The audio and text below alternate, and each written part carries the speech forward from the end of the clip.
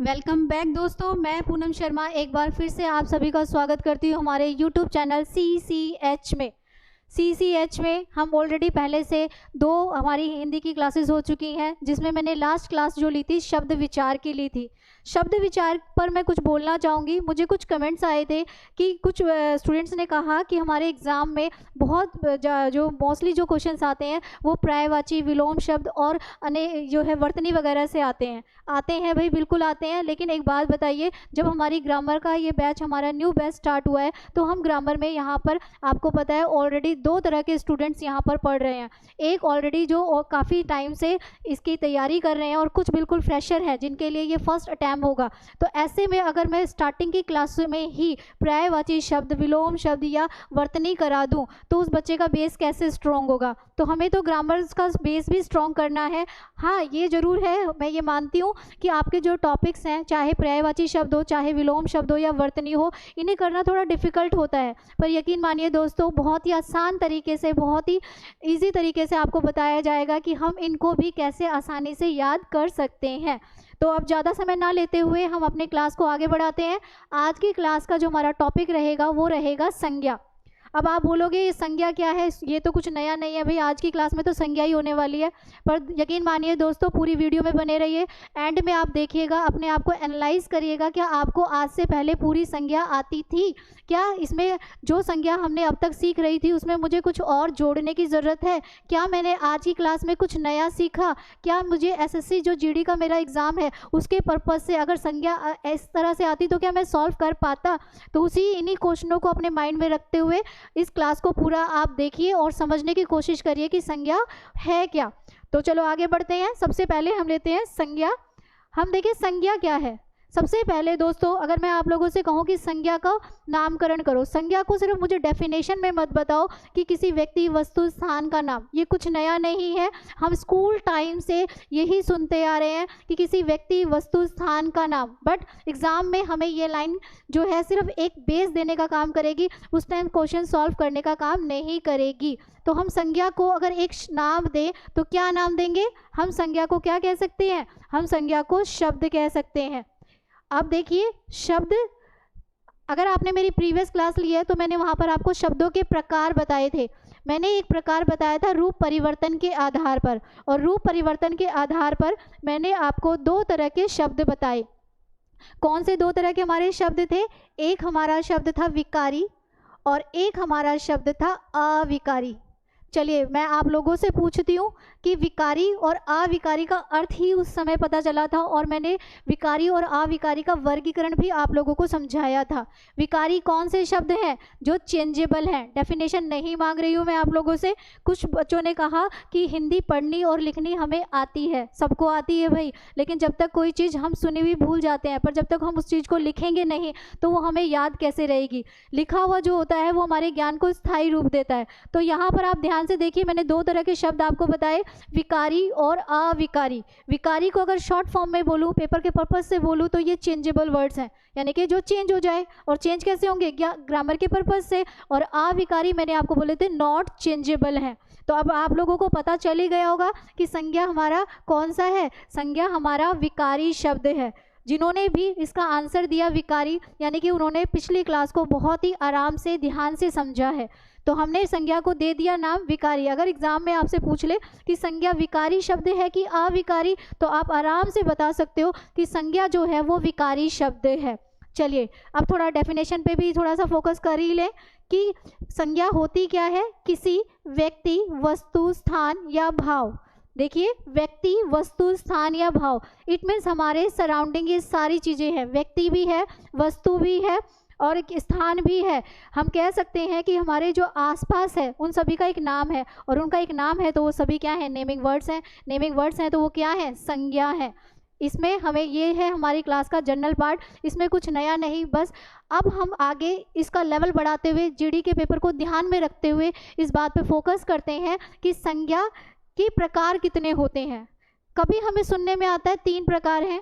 कभी हमें सुनने में आता है 5 प्रकार हैं, कभी एग्जाम में जो है ऑप्शन में एक बार पूछा गया तो वहाँ 2 भी आंसर आया। अब आप सोचोगे ये 2 तो आज पहली बार ही सुन रहे हैं, ये 2 क्या होता है?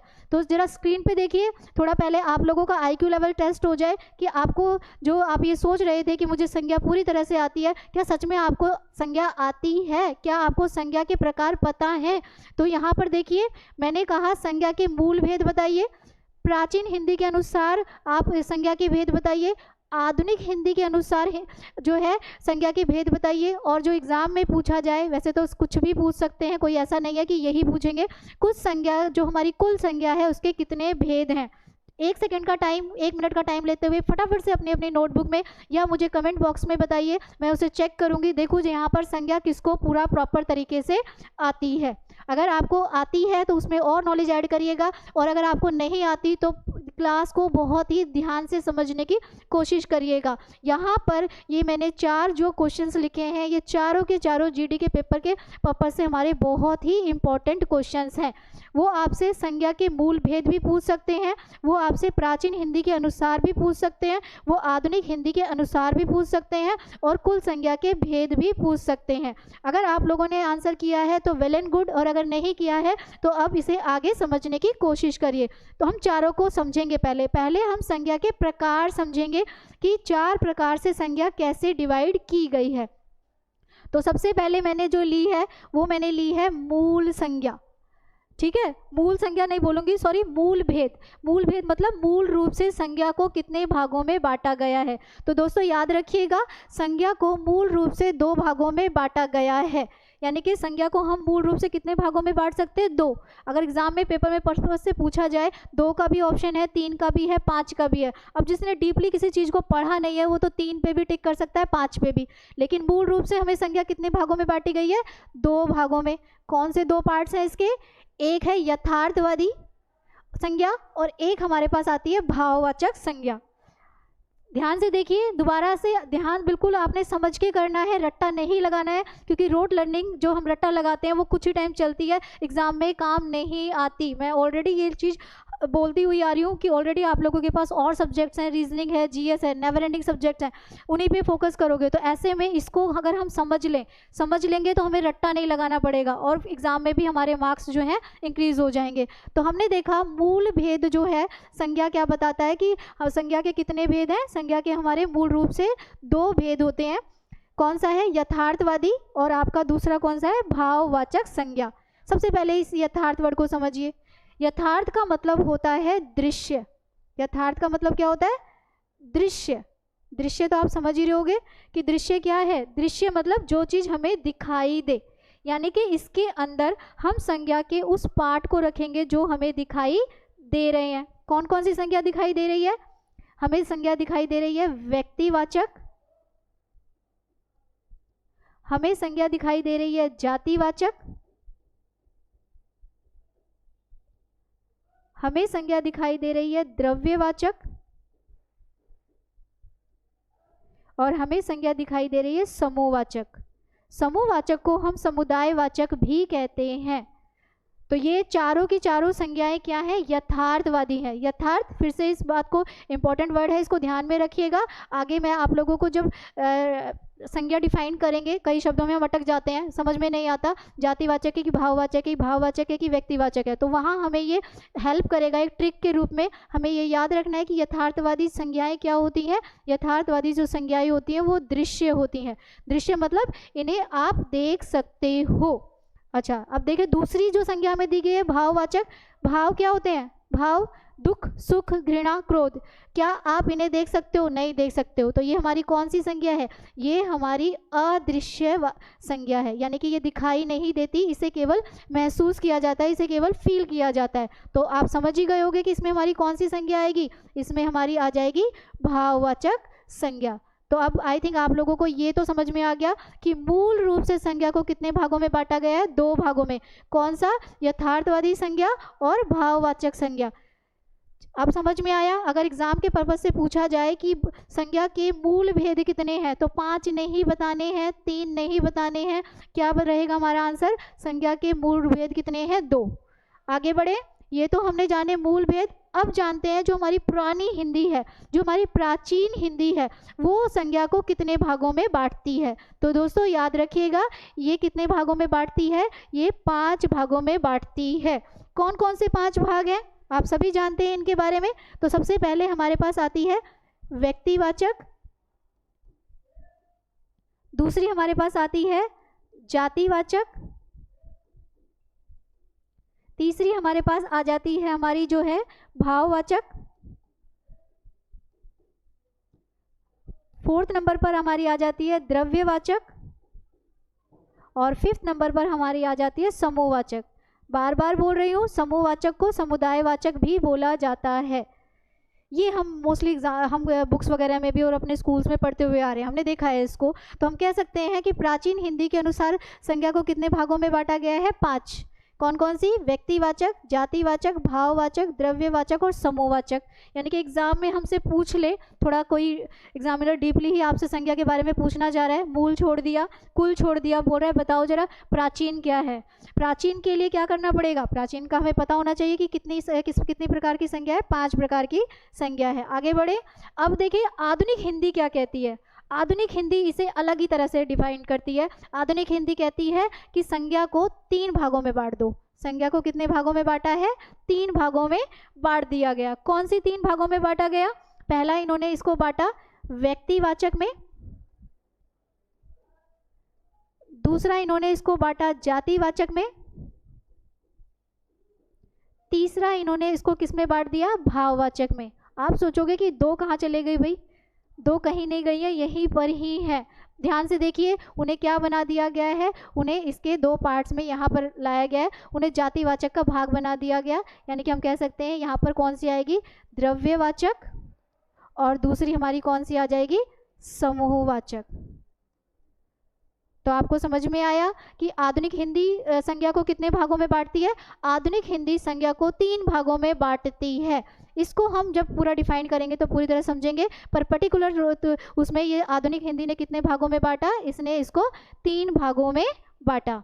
चलिए अब जरा एक बार दोबारा से हमने जो स्टार्टिंग में क्वेश्चन किए थे, अब आप आंसर दीजिए। अगर मैं कहूँ कि संज्ञा के मूल भेद कितने हैं तो आप आंसर दोगे 2।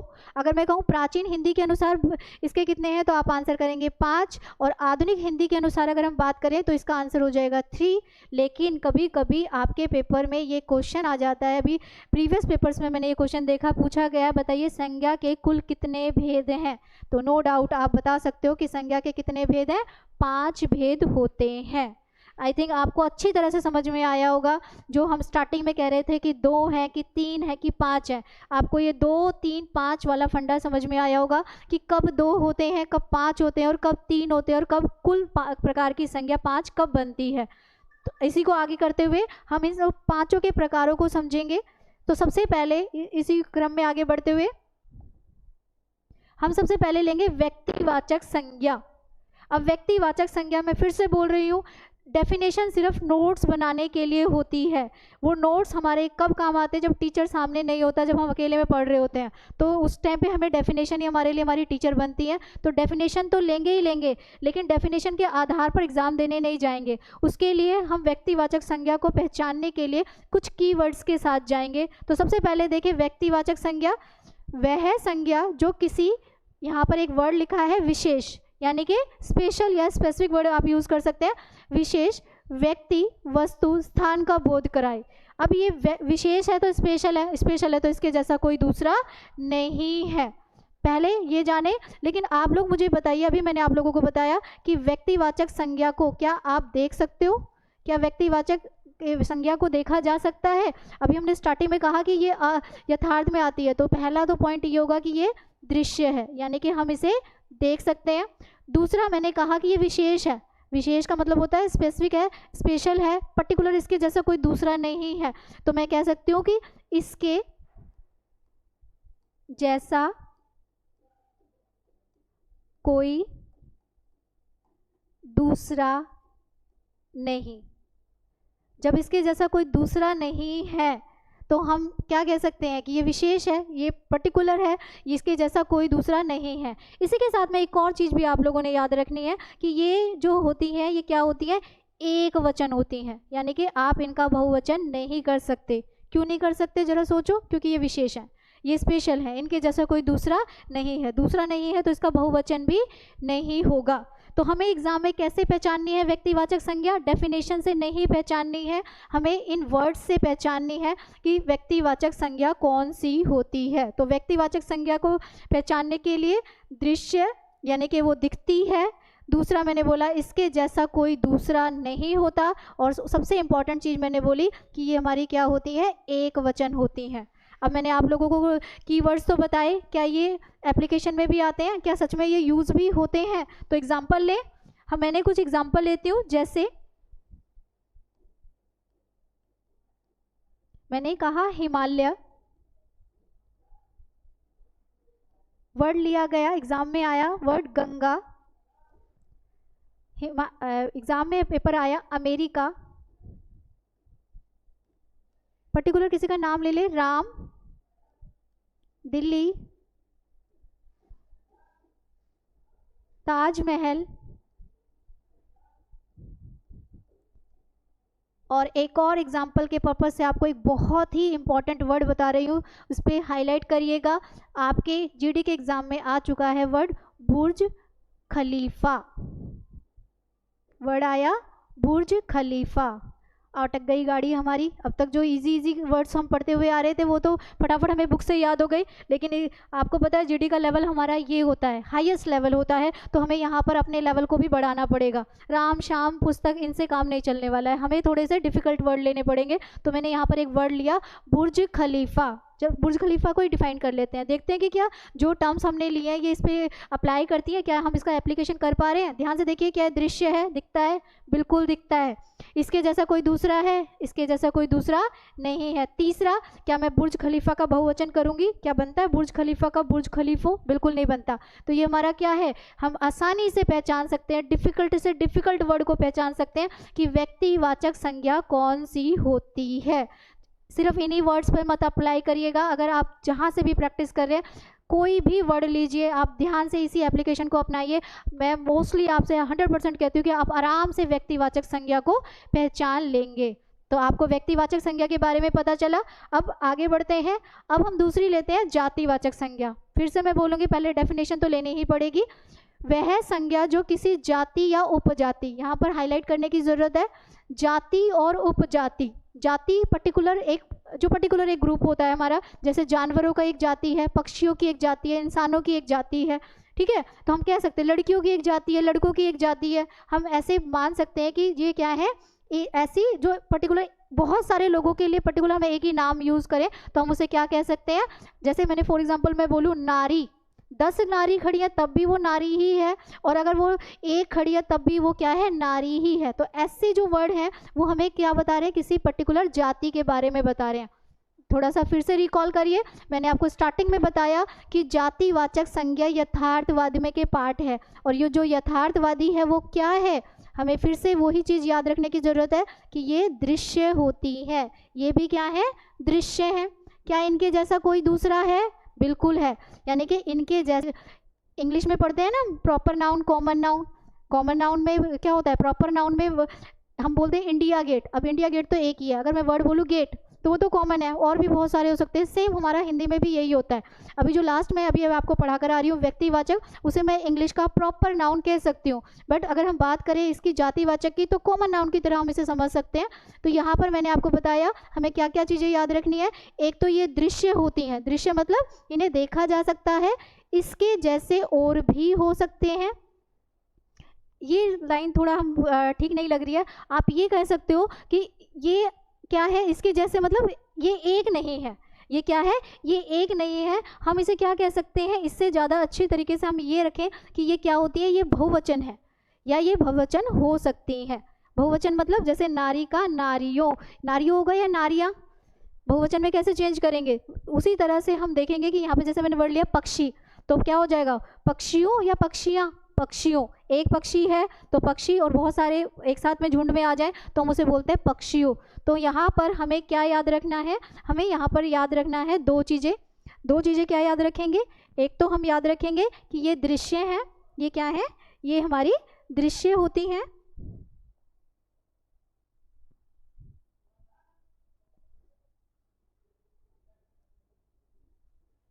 ये क्या होती हैं? हमारी दृश्य होती है, यानी कि इन्हें देखा जा सकता है और इन्हें क्या किया जा सकता है, इनके लिए इन्हें बहुवचन भी हम इनका बना सकते हैं।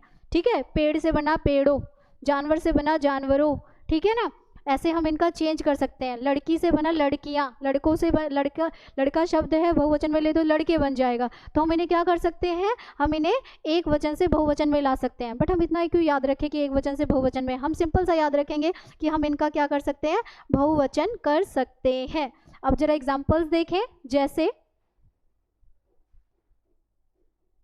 एग्जाम वाले ही वर्ड ले लेते हैं। वर्ड आपको एग्जाम में आया नारी, नगर,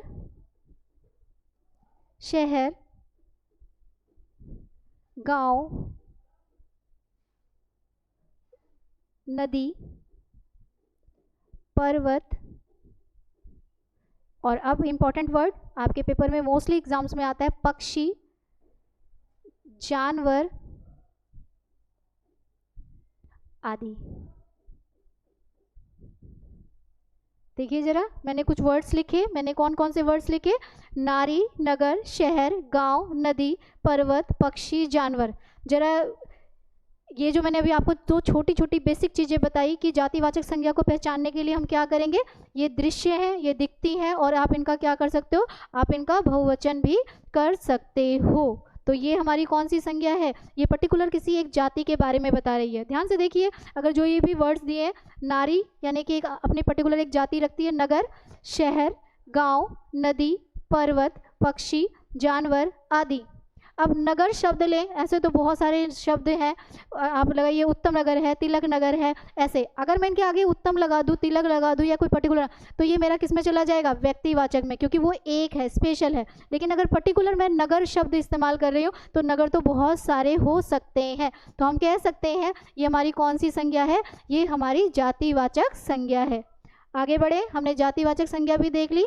अब हम थर्ड नंबर पर लेते हैं भाववाचक संज्ञा। अब भाववाचक संज्ञा, भाव का मतलब मैंने पहले ही बताया था, भाव क्या है, हमने मूल रूप से बांटा, तो भाव को देखा नहीं जाता। लेकिन पहले डेफिनेशन लेते हैं, वह संज्ञा जो किसी भाव को प्रदर्शित करती हो। भाव में तो सब कुछ आता है, दुख आता है, सुख आता है, क्रोध आता है, घृणा आता है।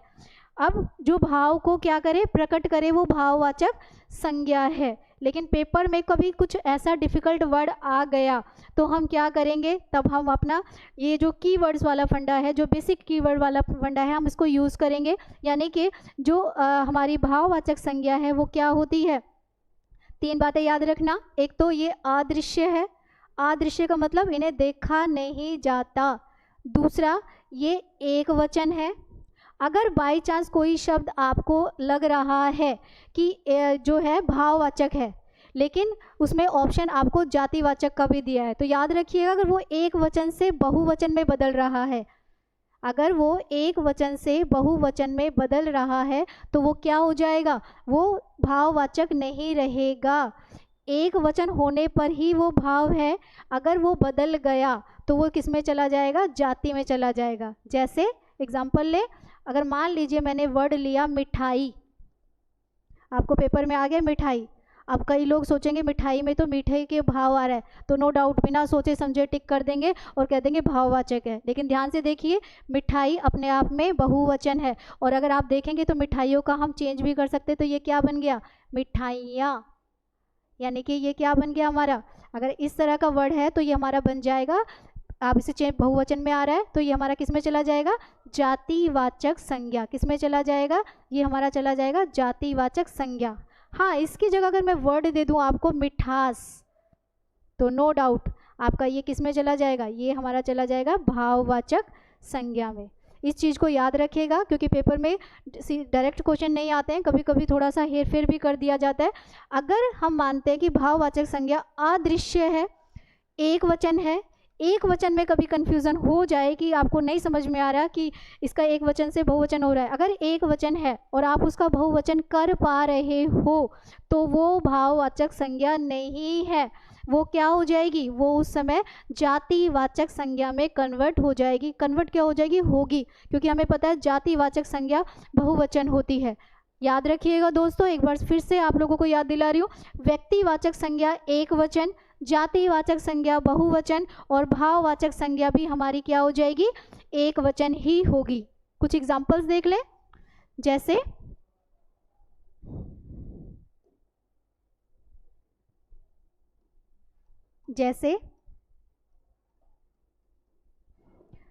आपके एग्जाम में वर्ड आया बुढ़ापा, एक बहुत इंपॉर्टेंट वर्ड आता है जिसको लेकर बड़ी कंफ्यूजन रहती है।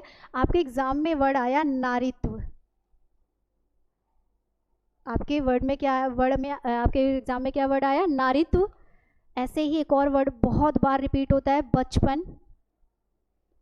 वर्ड रिपीट होता है शत्रुता, वर्ड रिपीट होता है मित्रता। ऐसे बहुत से वर्ड्स हैं जिसे हम ले सकते हैं, ठीक है। ये क्या है, ये बुढ़ापा, नारीत्व, बचपन। सुंदरता भी ले सकते हैं, सुंदरता, ठीक है। अब जरा ध्यान से देखिए, पहले तो हम पहले भाववाचक संज्ञा को ही ढूंढ ले। भाववाचक संज्ञा के लिए मैंने आपको क्या बातें बताई हैं, मैंने आपसे कहा है आपने ये चीज़ें याद रखनी है कि अदृश्य है, एक वचन है। अच्छा, एक और चीज़ मानने के लिए कह रही हूँ, कोई इसके पीछे साइंटिफिक रीज़न नहीं है कि आप सोचो कि ये तो कहीं लिखा ही नहीं है, सिर्फ एग्जाम के पर्पज़ से कि आप कभी किसी वर्ड पर अटक जाओ कि आपको नहीं समझ में आ रहा कि ये तो क्या कर रहा है, अदृश्य है या एक वचन है या बहुवचन, तो आप ये देखिएगा क्या उस शब्द को आप किसी एक प्लेट में परोस सकते हैं। प्लेट का मतलब समझते हैं, जैसे हम प्लेट में कोई भी चीज़ खाने पीने की हम रख सकते हैं, तो क्या भाव को आप प्लेट के अंदर रख सकते हो, नहीं रख सकते हो। तो उस समय ये ट्रिक बहुत ही काम करेगी जब माइंड काम नहीं कर रहा है एग्जाम में कि हमने तो एक वचन बहुवचन तो बहुत तरीके से याद रखा लेकिन वर्ड तो कुछ हटकर ही आ गया। तो उस कंडीशन में आप ये तीसरी वाली जो बीच बात मैंने अभी आपको बताई, तो आप ये याद रखिएगा, क्या उस शब्द को प्लेट में परोसा जा सकता है, क्या परोसा जा सकता है। अब मैंने वर्ड दे दिया पृथ्वी, जरा बताइए मुझे, मैंने वर्ड आपको क्या दिया, पृथ्वी। अब बताओ जरा, आप कहोगे पृथ्वी को तो प्लेट में नहीं रख सकते। अरे भाई मैंने आपसे कहा मान लो, मानने में क्या है, पृथ्वी के लिए चाहिए तो बड़ी प्लेट ही ना। अगर मानने में जा रहा है, क्योंकि वो चीज़ दिख रही है, जो चीज़ दिख रही है उसे तो आप प्लेट में रख ही सकते हो, लेकिन जो भाव होते हैं उन्हें हम प्लेट में नहीं रख सकते। तो आई थिंक आप लोगों को भाववाचक संज्ञा अच्छी तरह से समझ में आई। बट एक इम्पॉर्टेंट चीज़ यहाँ भूलिएगा मत, अगर कोई वर्ड आपको भाववाचक लग रहा है लेकिन अगर वो एक वचन से बहुवचन हो सकता है, यानी कि उस वर्ड का बहुवचन है, तो नो डाउट वो संज्ञा हमारी किस में चली जाएगी, जातिवाचक संज्ञा में। चलिए आगे बढ़ते हैं, हमने भाववाचक संज्ञा को भी ले लिया। अब हम लेते हैं द्रव्यवाचक संज्ञा। द्रव्यवाचक संज्ञा में हमें द्रव्य शब्द को समझना है।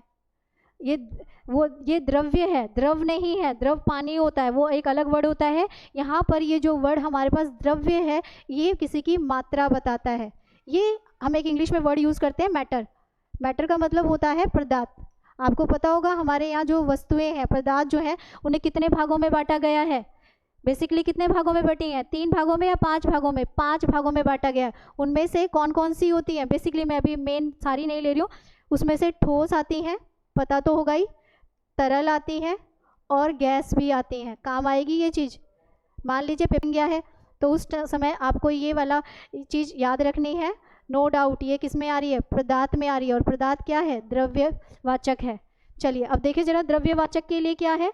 एक तो मैंने आपको बताया कि द्रव्यवाचक भी हमारा किसमें है, यथार्थवादी है। तो पहली वाली चीज़ तो हमें याद रखनी ही रखनी है कि ये क्या है, ये हमारा जो है,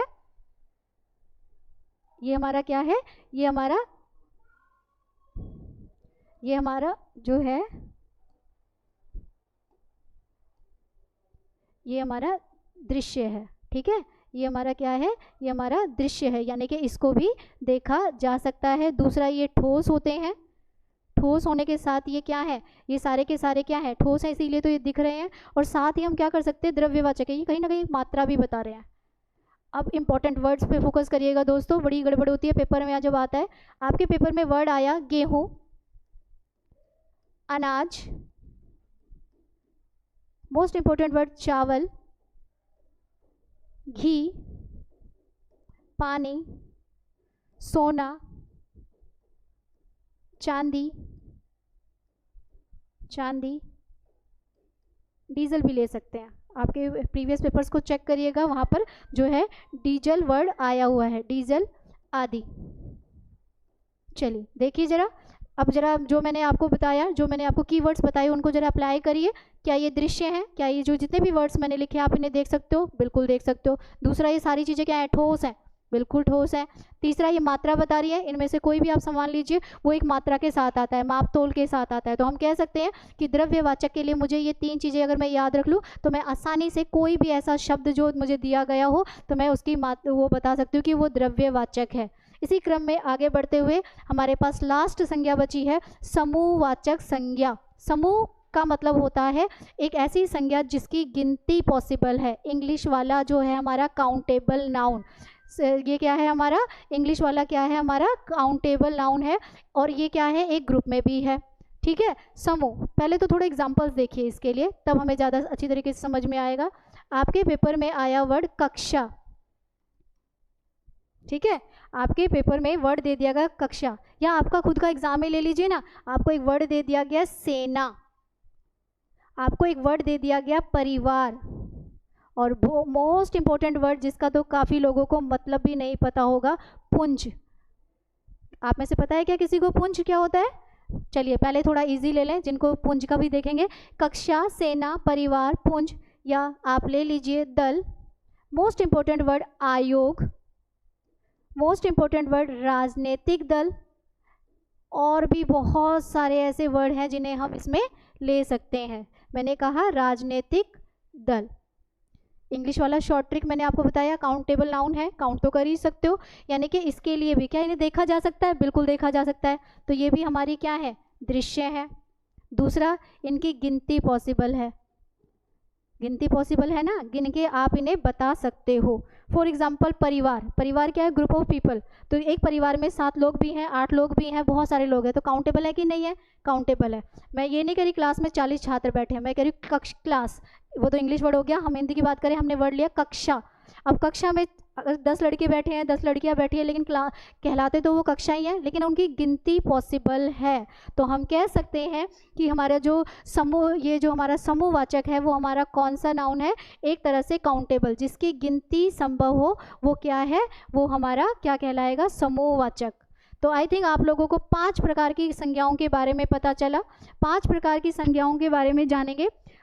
अभी इसी के साथ में मैं आप लोगों के लिए एक छोटा सा, अब इतना पढ़ाया है तो थोड़ा चेक भी तो करना चाहिए कि आ रहा है या नहीं आ रहा। तो आप सब भी कुछ स्क्रीन पे आपको कुछ क्वेश्चन, कुछ वर्ड्स दिए गए हैं, जल्दी से फटाफट अपनी नोटबुक निकालिए और मुझे जल्दी से बताइए जो टर्म्स मैंने बताई उसके अकॉर्डिंग आप इनका आंसर निकाल पा रहे हो या नहीं। मैं आप लोगों को सिर्फ 2 मिनट दे रही हूँ, ज़्यादा समय लगना नहीं चाहिए क्योंकि बहुत ही छोटे से थोड़े से वर्ड हैं। जल्दी से करिए। क्या आप जो मैंने टर्म्स बताई उसके आधार पर इनका आंसर निकाल रहे हैं या नहीं? ये सारे के सारे वर्ड बहुत इंपॉर्टेंट है और आपके पेपर से ही, मैंने प्रीवियस पेपर से ही ये एग्जाम्पल्स लिए हैं। जल्दी से करने की कोशिश करिए।